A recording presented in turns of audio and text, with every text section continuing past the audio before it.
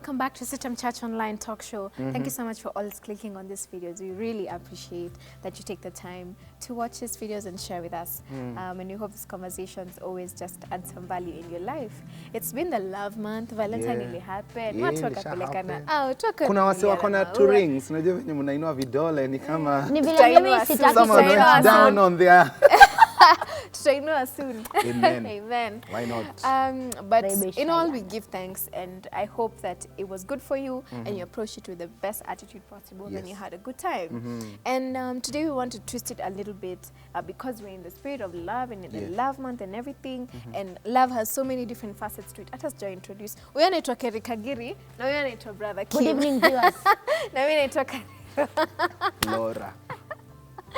So, family and relatives, loving those who you must love, loving the people who are in your life that you didn't choose, because you know you have friends, you choose, you can choose your significant other, but you can't choose your brother, your mother, your cousin, your auntie, you can't choose them. So they're in your life, upende usipende, muko related somehow by blood. How do we love these people? And I want us to approach it from both angles. Love the ones you're cool with, but even those who you're not cool with.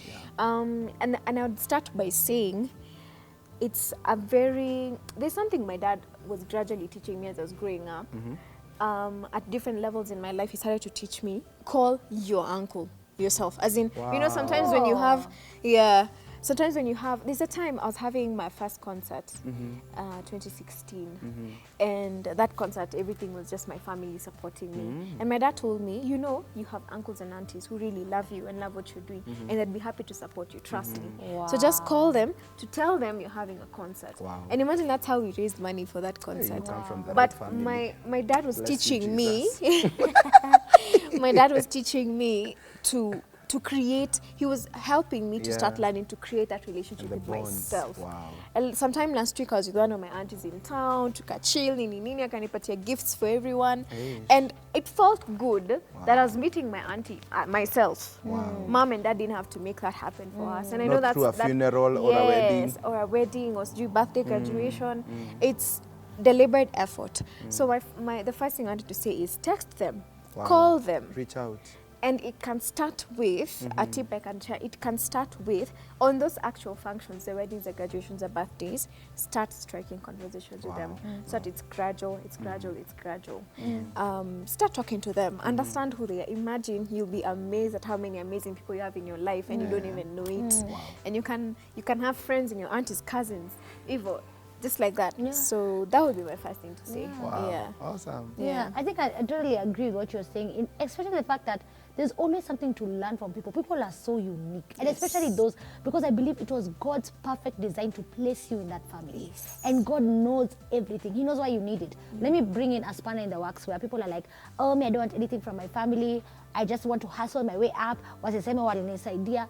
But God put those people there to lift you up and support you and help you. Like people who are like, oh, I don't want to work in the family business. I want to do my own thing. And then I'm like, God, you know, Kitambo, it used to be the Levites are the Levites. So and so are the kings. The kings, they were the whichever you are. The blacksmiths were a range of family. I'm not saying that you have to like be a doctor because your dad and your mom is a doctor.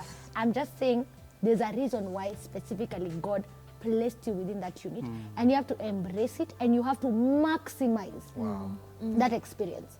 I know for me, like my younger cousins who are trying to get into media, I didn't have anyone in media like growing up, but I had people who will cheer me on, people who will give me witty jokes and have conversations, and the skills that they put inside me, the eloquence, probably the shape of my nose, which helps me re-talk how. That's why God placed me in that family.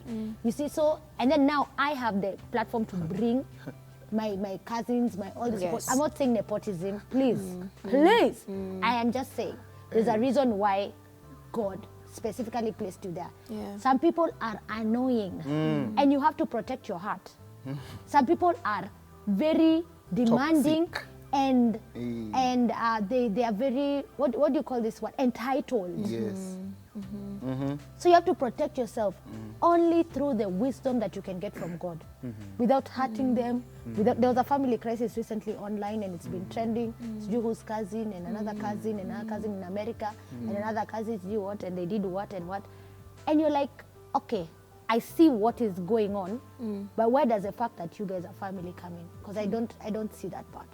You see? So there's that toxic relationship you can have of how, you know, have you heard this people say, there's a successful family and then there's all of us.